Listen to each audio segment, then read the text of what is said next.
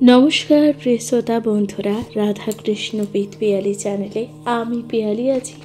আজকে আপনারা শুনছেন শিব ও মহাপুরাণ।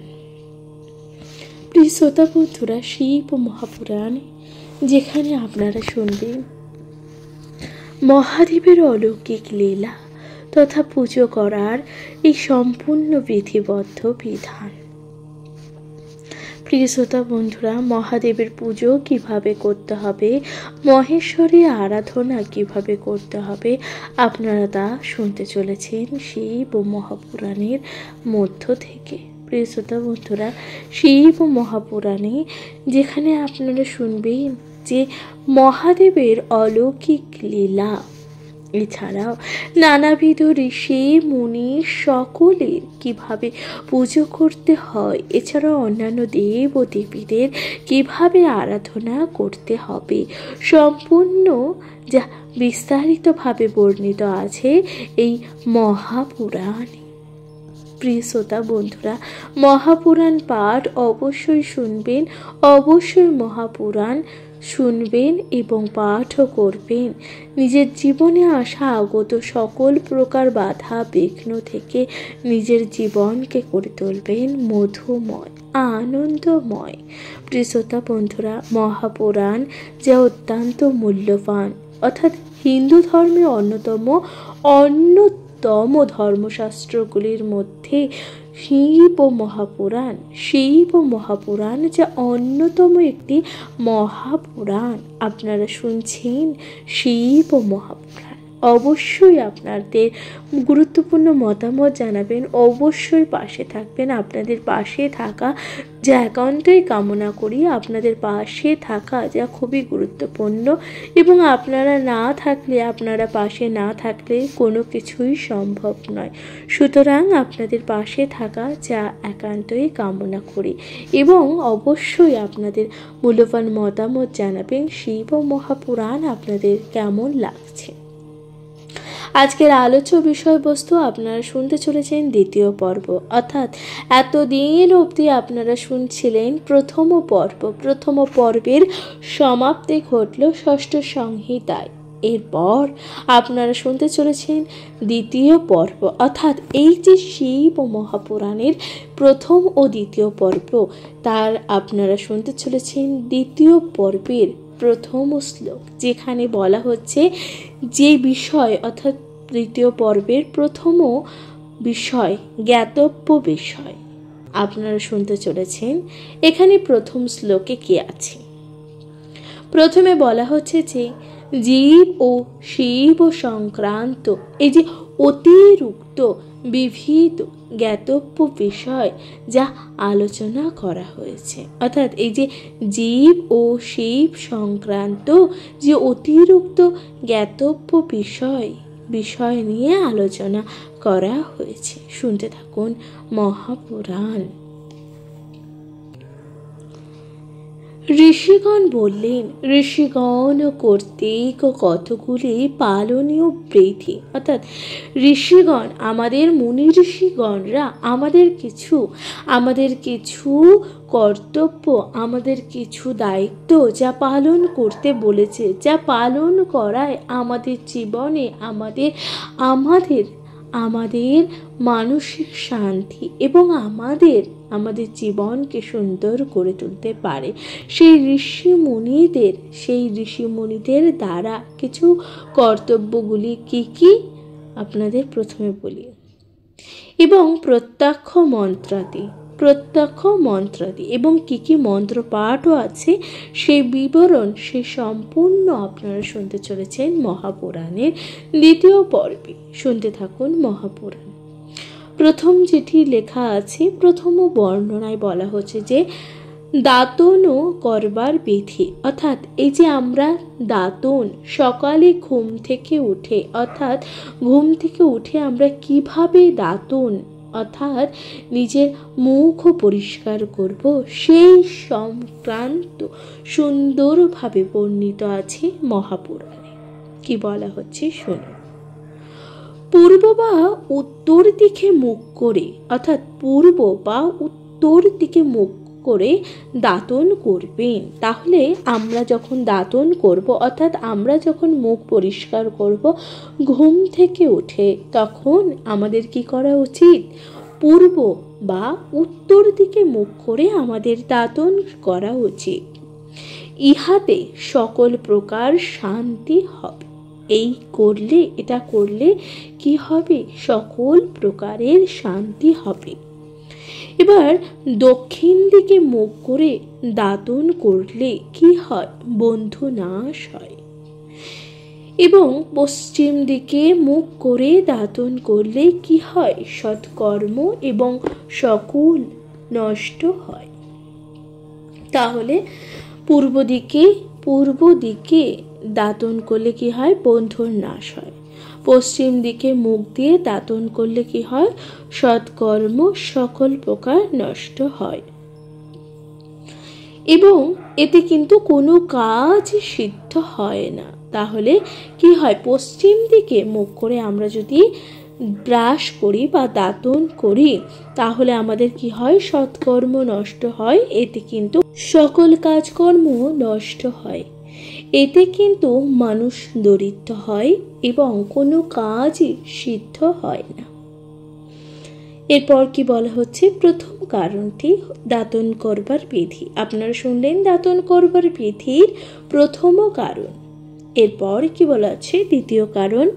তা বলা হচ্ছে দাঁতন করে ভালোভাবে মুখ ধুয়ে দাঁতনটি বা কুলকুচা বাদিকে ফেলে দেবেন।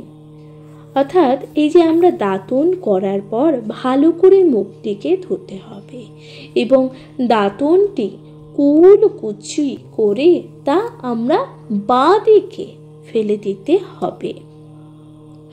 তৃতীয় কারণ যেটা বলা হচ্ছে, তৃতীয় পর্ব অর্থাৎ তৃতীয় কারণ যেটা বলা হচ্ছে মন্ত্র। এই যে দাঁতন করার সময় কি মন্ত্র করতে হবে?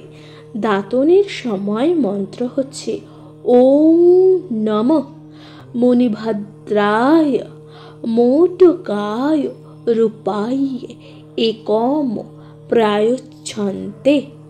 তাহলে এই যে আমরা যখন দাঁতন করব তখন আমরা কি মন্ত্র জপ করব?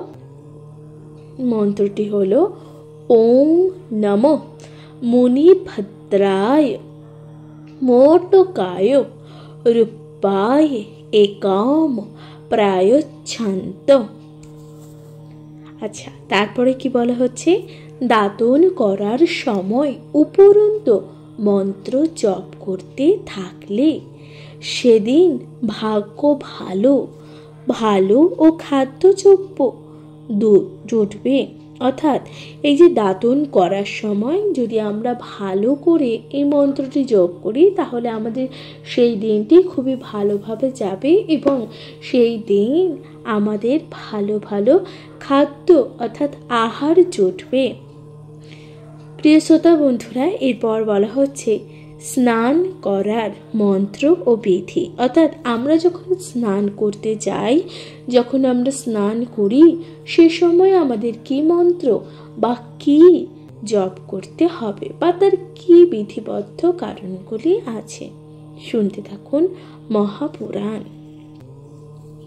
প্রথমে বলা হচ্ছে যে স্নানের মন্ত্র অর্থাৎ স্নান করবার মন্ত্র কে আছে।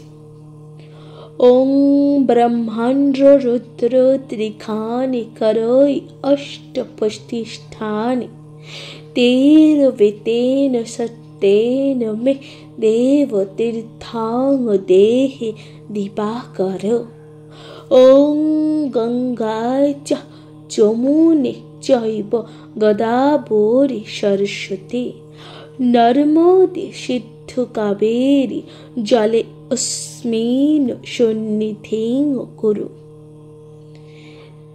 ओं नमो भगवते रघुनन्दाय रक्षोधन विशारदाय मधुर प्रसन्नं वदनान मित तेजस्वी बलाय रामाय विष्णवे नमो।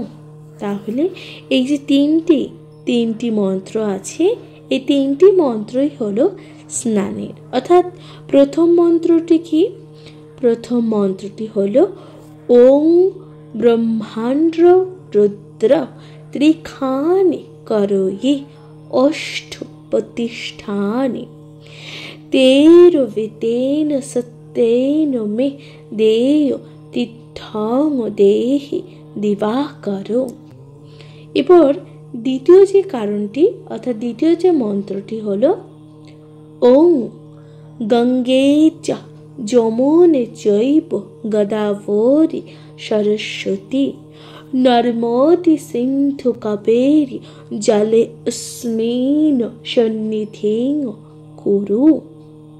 এরপর তৃতীয় মন্ত্রটি কি? তৃতীয় মন্ত্রটি হলো ওং নমো ভগবতে রঘুনন্দায় রক্ষোধন বিশারদায় মধুর প্রসন্নাং বদনায় মিত তেজস্বী বলায় রামায় বিষ্ণবে নমঃ।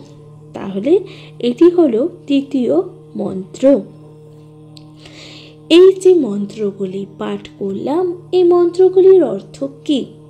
মন্ত্রগুলির অর্থ হলো উপরন্তু মন্ত্রের যে কোনো একটি পাঠ করে এই যে অবগাহন স্নান করবেন। অর্থাৎ এই যে তিনটি মন্ত্র আপনাদেরকে জানানো হলো, এই তিনটি মন্ত্রের মধ্যে যে কোনো একটি মন্ত্র আপনারা স্নান করবার সময় অবশ্যই জপ করবেন এবং তারপর স্নান করবেন।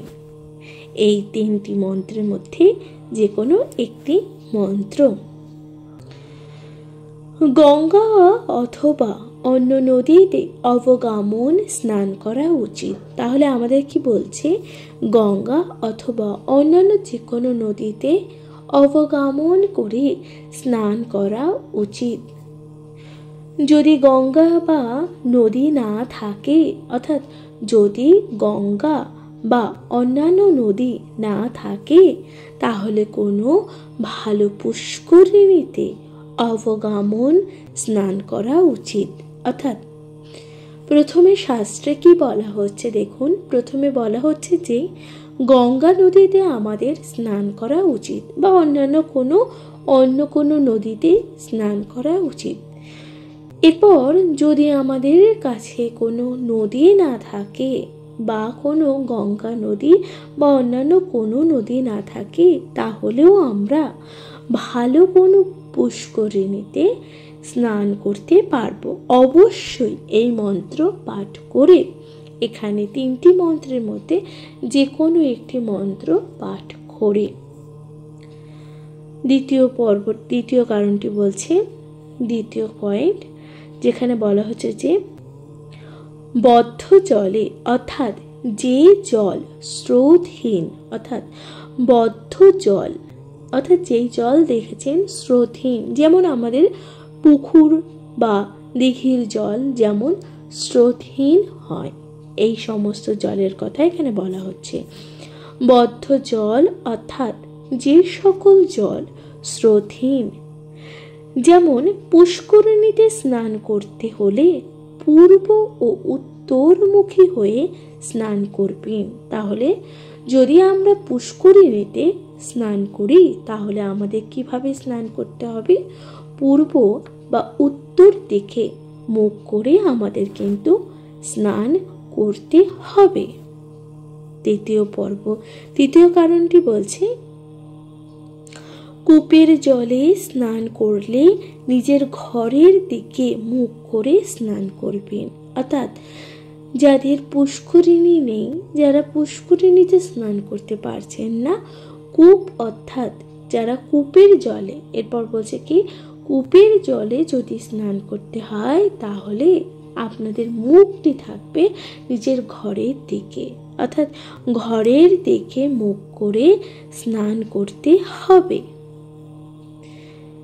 চতুর্থ কারণটি বলছে ব্রহ্ম মুহূর্তে স্নান করা সর্বশ্রেষ্ঠ।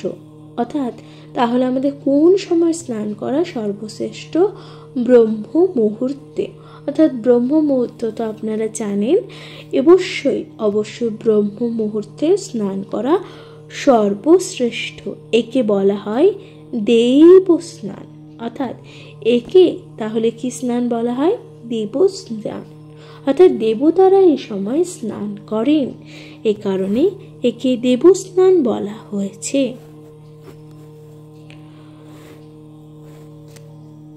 পঞ্চম যে কারণটি বলা হচ্ছে, অর্থাৎ পঞ্চম স্নান করার যে কারণটি, তা হলো সূর্যোদয় থেকে বেলা 10টা পর্যন্ত স্নান মানব স্নান। অর্থাৎ আমরা সূর্যোদয়, যখন সূর্য উঠে যাবে তারপর থেকে বেলা 10টা অবধি স্নান করাটিকে বলা হয় মানব স্নান। অর্থাৎ এর মধ্যে স্নান করাকে কি বলা হয়? মানব স্নান, অর্থাৎ মানুষের স্নান। 10টার পর থেকে বেলা 2টো পর্যন্ত স্নানকে বলা হয় রাক্ষস স্নান। অর্থাৎ এই যে 10টার পর বেলা 2টো অবধি যে স্নানকে বলা হয় রাক্ষস স্নান। 2 ঘটিকার পর স্নানকে পশুর স্নান বলে। অর্থাৎ 2 ঘটিকার পর, অর্থাৎ 2টোর পর স্নান করাকে কি বলা হয়? পশুর স্নান বলে। এবং সন্ধ্যার সময় স্নানে বায়ু, পিত্ত, কফ এই ত্রিদোষ নাশ হয়। অর্থাৎ সন্ধ্যার সময় স্নান করলে কি হয়? বায়ু, পিত্ত, কফ এই যে ত্রিদোষ তার নাশ হয়। এরপর তাহলে আপনারা শুনলেন স্নান করবার নিয়ম। অবশ্যই আপনাদের মূল্যবান মতামত জানাবেন। অবশ্যই স্নান করার নিয়ম তা আপনাদের ভালো লাগলো, আপনাদের কেমন লাগছে মহাপুরাণ অবশ্যই জানাবেন। এরপর আপনারা শুনবেন শয়ন বিধি। অর্থাৎ মহাপুরাণে বর্ণিত আছে কিভাবে শয়ন করা যা অত্যন্তই ভালো, বা কিভাবে আমাদের শয়ন করা উচিত। শয়ন বিধি সংক্রান্ত মহাপুরাণে কি বর্ণিত আছে। মন্ত্র, অর্থাৎ শয়ন বিধির মন্ত্র কি? দোহাই রাজ জন্মগ্ন তক্ষকে। অর্থাৎ এই যে মন্ত্রটি বলা হলো, এই যে দোহাই রাজ জন্মঞ্জয় তক্ষকে, উপরন্ত মন্ত্রটি 3 বার বলে 3 বার তালি দিয়ে শয়ন করলে সাপের ভয় থাকে না। তাহলে এই যে মন্ত্রটি বলা হলো শয়ন মন্ত্র সংক্রান্ত, এই মন্ত্রটি পাঠ করে 3 বার তালি দিতে হবে। 3 বার তালি দিয়ে শুলে কি হবে? সাপের ভয় আর থাকবে না। এরপর দ্বিতীয় কারণটি বলছে কালাকা সুন্দর বীজ সঙ্গে রাখলে ও শয়ন করলে বাঘ, সাপ বা অন্য কোনো হিংস্র জন্তুর কোনো ভয় থাকে না। কালাকা, অর্থাৎ কালাকা কি বলছে? দ্বিতীয় কারণটি কালাকা সুন্দর বীজ সঙ্গে রাখলে ও শয়ন করলে সাপ, বাঘ, সাপ ও অন্য কোনো হিংস্র জন্তুর আর কিন্তু কোনো ভয় থাকে না। এরপর বলা হচ্ছে তৃতীয় কারণটি কালাকা সুন্দর পাতার রস চোখে লাগালে রাতকানা ভালো হয়। তাহলে এই যে রাতকানা যাদের রোগ রয়েছে তাদের কি বলছে? কালাকা সুন্দর পাতার রস যদি চোখে লাগানো যায় তাহলে রাতকানা রোগ ভালো হয়।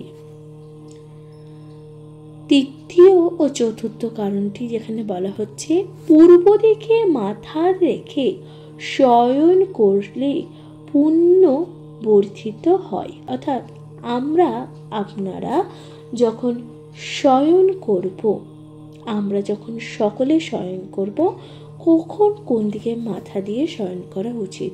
অবশ্যই পূর্ব দিকে মাথা দিয়ে শয়ন করা উচিত। তাহলে কি হয়?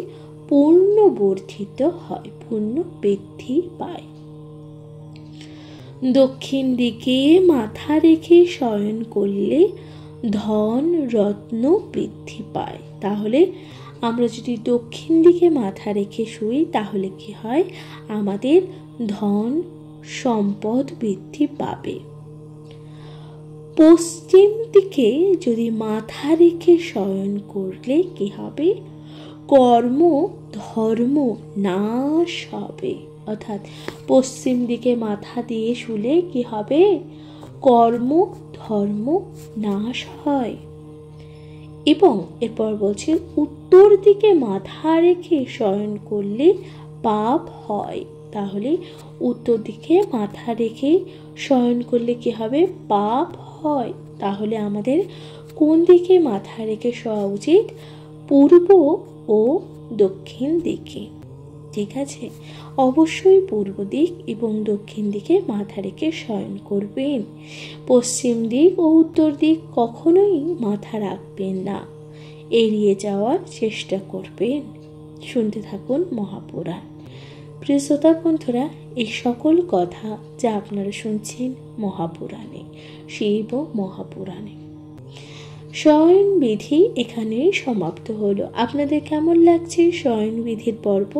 অবশ্যই আপনাদের গুরুত্বপূর্ণ মতামত দিয়ে জানাতে ভুলবেন না। এরপর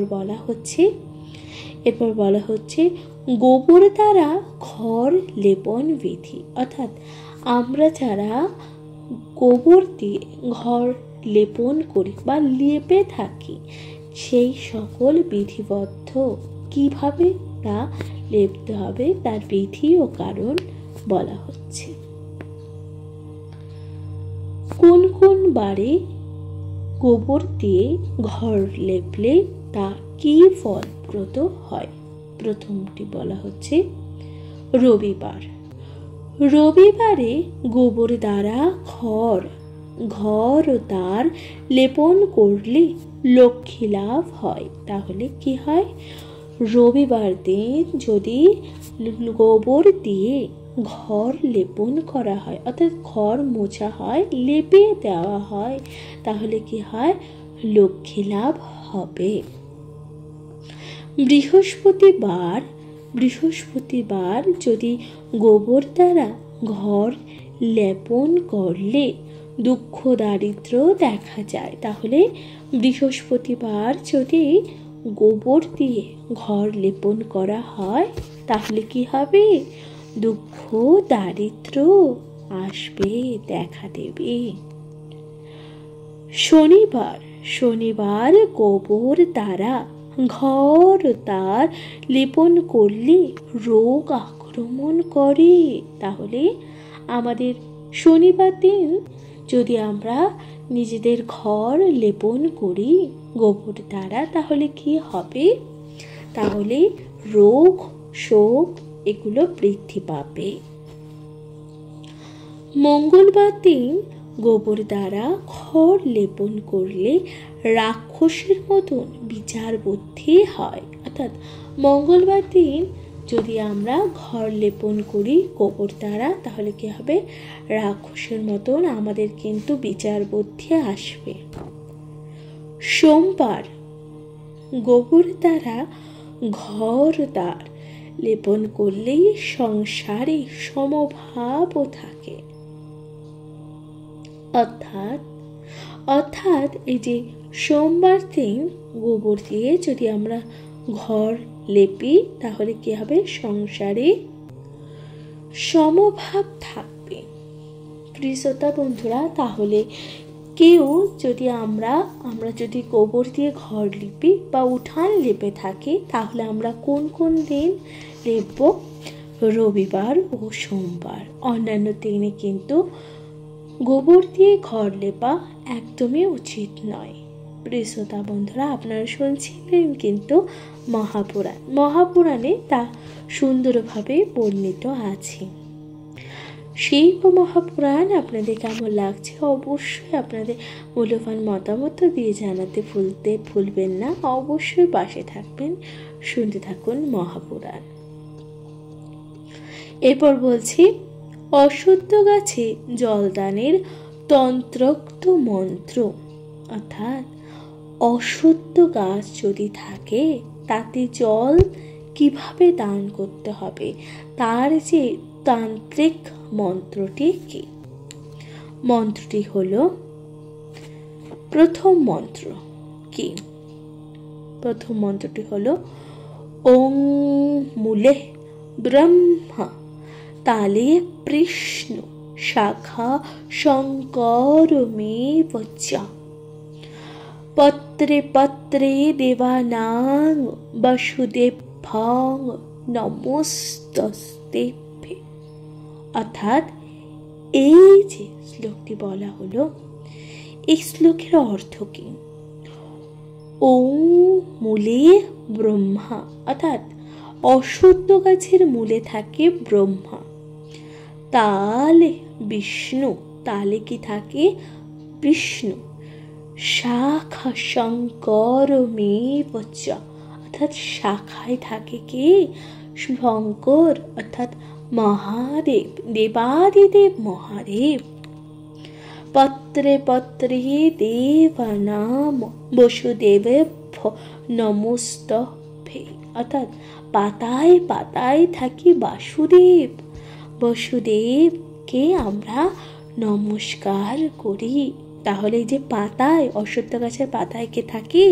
স্বয়ং বাসুদেব, তাকে আমরা নমস্কার করি। তাহলে এইটা হলো অশ্বত্থ গাছের জলদানের মন্ত্র।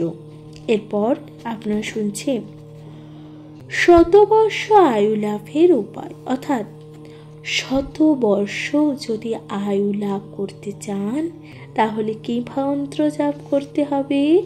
মহাপুরাণে কি বর্ণিত আছে? মহাপুরাণে বলা হচ্ছে মন্ত্রটি কি? শতবর্ষ আয়ু লাভের মন্ত্রটি হলো পুণ্য শ্লোক নল রাজা, পুণ্য শ্লোক জনার্দন, পুণ্য শ্লোক বৈদেহী, পুণ্য শ্লোক যুধিষ্ঠির, অশ্বত্থামা বলি ব্যাস, হনুমন্ত বিভীষণ, কৃপণশ্চ পরশুরামশ্চ সপ্তমে চিরজীবীন। অর্থাৎ এই যে মন্ত্রটি কি? পুণ্য শ্লোকে নলরাজা, পুণ্য শ্লোকে জনার্দন, পুণ্য শ্লোকে বৈদেহী, পুণ্য শ্লোকে যুধিষ্ঠির, অশ্বত্থামা বলি ব্যাস, হনুমন্ত বিভীষণ, কৃপণশ্চ পরশুরামশ্চ সপ্তমে চিরজীবীন। এই যে মন্ত্রটি কিভাবে পাঠ করতে হবে? প্রত্যাহ প্রার্থে এই মন্ত্র পাঠ করলে শতবর্ষ আয়ু লাভ হবে, অর্থাৎ প্রতিদিন সকালে এই মন্ত্র পাঠ করতে হবে, তাহলে শতবর্ষ আয়ু লাভ হবে। এই কথা মহাপুরাণে বর্ণিত আছে।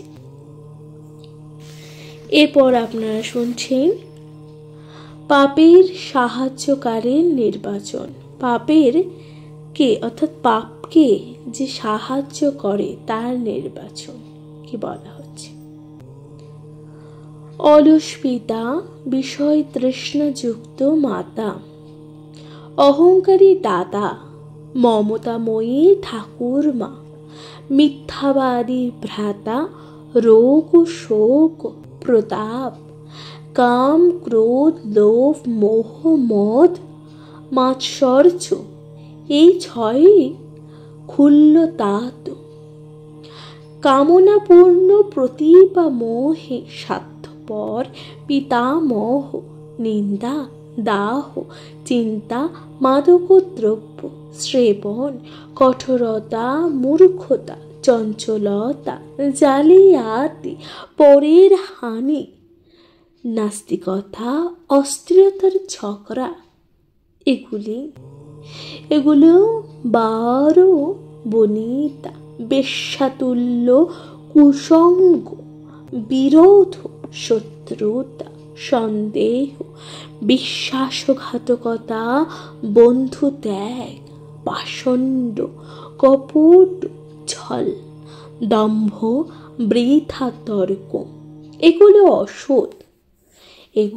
অসৎ ও পুত্রতুল্য, অসৎ ও পুত্রতুল্য, পরদ্রোহ, অধিক ব্যাধ, প্রমাদ, তম, ধন, মত্ততা, বৃথাদম্ভ, এই পাষ্টিনাতি ও অজ্ঞানপতি, এই সবই পাপের সাহায্যকারী। তাহলে এই যে পাপকে সাহায্য করে কি? পাপকে সাহায্য করে এই সকল কর্ম, এই যে শুনলেন আপনারা, এই সকল প্রকার কাজই পাপ কাজকে সাহায্য করে, পাপ বৃদ্ধি করে। এই সকল প্রকার কাজকেই পাপ বৃদ্ধি করে। প্রিয় শ্রোতা বন্ধুরা, আপনারা শুনছিলেন মহাপুরাণের দ্বিতীয় পর্ব, যেখানে বলা হচ্ছিল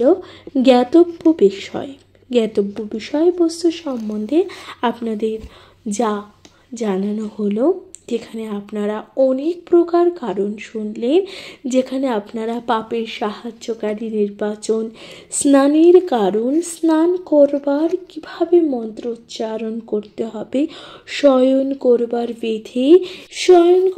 বিধিবিদ্ধ কারণ, এছাড়াও গোবর দিয়ে কিভাবে নিজের ঘর লেপন করতে হবে, কোন কোন দিনে তা ব্যবহার করা যাবে, গোবর দিয়ে নিজের ঘর লেপা যাবে, তাতে ধন সম্পদ বৃদ্ধি পাবে। এছাড়াও কিভাবে নিজের আয়ু বৃদ্ধি করতে পারবেন, 100 বর্ষ আয়ু বৃদ্ধি করতে পারবেন। তারপর আপনারা শুনলেন অশুদ্ধ গাছকে কিভাবে জলদান করতে হবে, তার বিধিবদ্ধ কারণ এবং মন্ত্রপাঠ। এরপর প্রথমেই আপনারা শুনেছিলেন দাতন করবার কারণ, অর্থাৎ কিভাবে দাতন করতে হবে, কিভাবে স্নান করতে হবে, কিভাবে শয়ন করতে হবে, এবং এই সকল প্রকার কারণ যা আপনারা শুনলেন, অবশ্যই তা নিজেরা করবেন, নিজের জীবনকে সুন্দর ও মধুময় করে তুলবেন। প্রিয় শ্রোতা বন্ধুরা, তাহলে আজকের মতো জানাচ্ছি এখানে বিদায়। সকলে ভালো থাকবেন, সুস্থ থাকবেন, অবশ্যই মহাপুরাণ শুনবেন। মহাপুরাণ শোনা যে জীবনের অন্যতম কারণ, প্রতিটা ব্যক্তিকে মহাপুরাণ পাঠ ও শ্রবণ করা অত্যন্তই দরকার। কারণ ব্যক্তির জীবনে আসা সকল প্রকার বাধা বিঘ্ন যা আমরা কখনোই জানতে পারি না, আমাদের জীবনে কি আসবে কি যাবে তা আমরা কখনোই জানতে পারি না। সকল প্রকার বাধা বিঘ্ন থেকে নিজেদের জীবনকে সুন্দর করে তুলুন মহাপুরাণ শ্রবণ ও পাঠের মাধ্যমে। তাহলে আজকের মতো জানাচ্ছি এখানে বিদায়। সকলে ভালো থাকবেন, অবশ্যই পাশে থাকবেন। আপনাদের পাশে থাকা যা একান্তই কামনা করি, আপনাদের পাশে থাকা যা খুবই গুরুত্বপূর্ণ। আপনারাই সব এবং আপনাদের পাশে থাকা যা খুবই গুরুত্বপূর্ণ। আজকের মতো জানাচ্ছি বিদায়। ভালো থাকবেন, সুস্থ থাকবেন। কমেন্টে লিখতে ভুলে যাবেন না হর হর মহাদেব। অবশ্যই পাশে থাকবেন। নমস্কার। সুস্থ থাকবেন, ভালো থাকবেন। সাবস্ক্রাইব করে দিয়ে পাশে থাকবেন। কমেন্টে লিখবেন হর হর মহাদেব। নমস্কার।